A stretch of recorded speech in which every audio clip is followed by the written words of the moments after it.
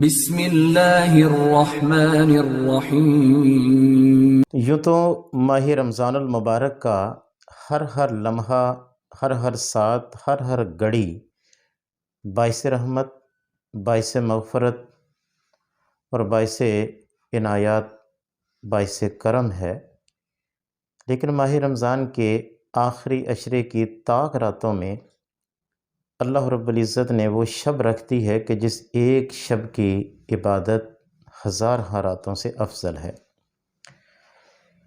اسی شب کی تلاش کے لیے ماہ رمضان المبارک کے آخری عشرے میں اعتکاف کیا جاتا ہے۔ حضور اکرم صلی اللہ تعالیٰ علیہ وسلم پورا ماہ بھی اعتکاف فرماتے رہے۔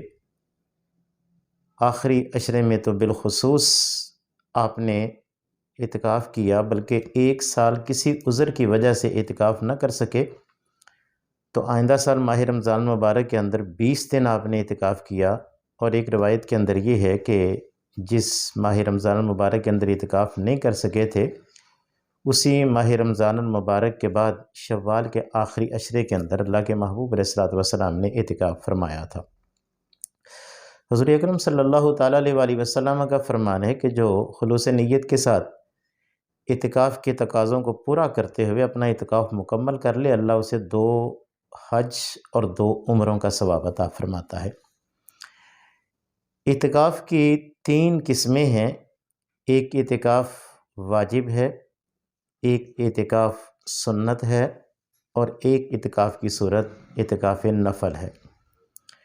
اعتکاف واجب سے مراد یہ ہے کہ اگر کسی شخص نے باقاعدہ منت مانی اور اپنی زبان سے یہ الفاظ کہے کہ اگر میرا فلاں کام ہو جائے تو میں اتنے دن اعتکاف کروں گا، اب جتنے دن کے لیے اس نے اعتکاف کی منت مانی تھی اتنے دن اس کو اعتکاف کرنا ضروری ہے، اور اعتکاف کے ان دنوں میں اسے روزہ بھی رکھنا ہوگا۔ دوسری قسم ہے اعتکاف سنت علی الکفایہ۔ یہ وہ اعتکاف ہے جو ماہ رمضان المبارک کے آخری عشرے کے اندر کیا جاتا ہے۔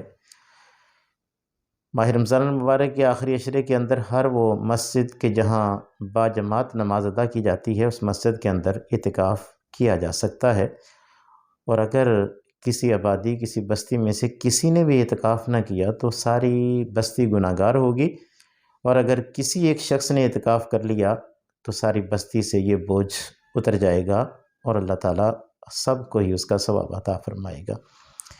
تیسری قسم اعتکاف کی وہ اعتکاف نفل ہے کہ جب بھی